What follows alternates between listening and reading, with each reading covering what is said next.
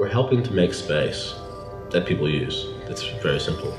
And nature is invading that and also helping to define that space, add texture, color, scent, all those things that we need are all really dear to us. But it's still contained in quite a structured environment, an urbanity. But within that urbanity of these courtyards, these kind of Beaux-Arts building that has these wonderful framed courtyards, nature is controlled. And part of our act of this is actually to let nature explode out of those things and actually form its own geometry and its own quality.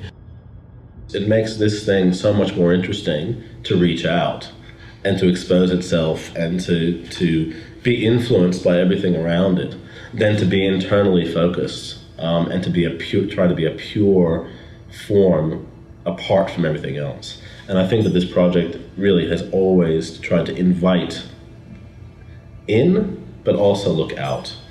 If we don't open ourselves up to new ideas or to another way of looking at something, if we walk into a conversation with our minds made up of what we're going to think, we're putting a constant wall up to building society, and it's great being able to walk out of a conversation or an argument or a discussion and actually be changed and influenced by that discussion to then go to the next point in your life.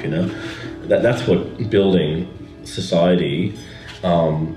It's always about a conversation, and it's always about conflict, and it's about joy, but it's also about friction and conflict that I think a lot of us are afraid to experience. But great cities make us feel that feeling.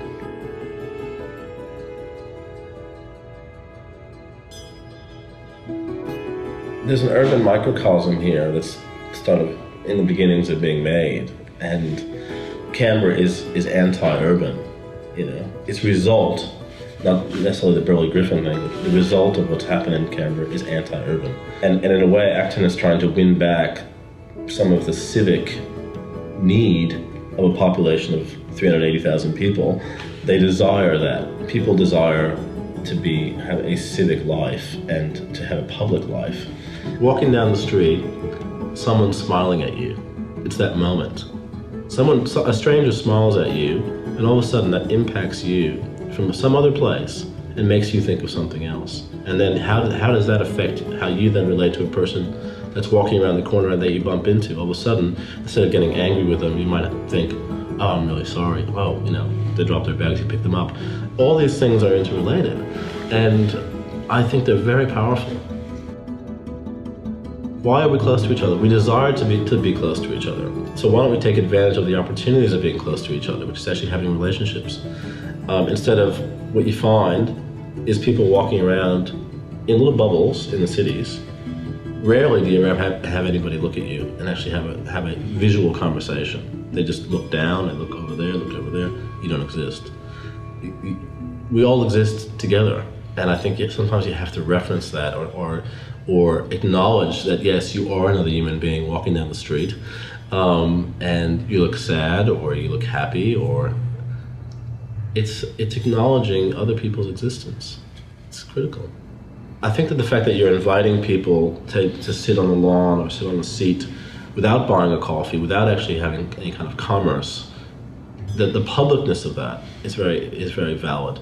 And if you get a few people actually doing that, the more people you actually have being public without actually being connected commercially to something, the more likely you're going to get a conversation to happen. There's kind of a sequence of space, internally and externally, they're all kind of linked. They're all thought about. They're all proportionally quite different from each other. So this idea of actually having all these different ways that people can occupy a space, different comfort levels, different age groups, offers more opportunity for engagement. We're kind of setting a canvas for the place, and all we can do is actually set a canvas.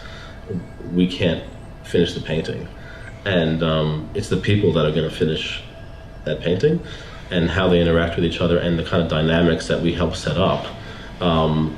We can't control that, nor do we want to control that. And the authenticity, to me, is about the true nature of how people will use the area, interact with each other, come back to the place, start to have a sense of memory and experience, and build on that.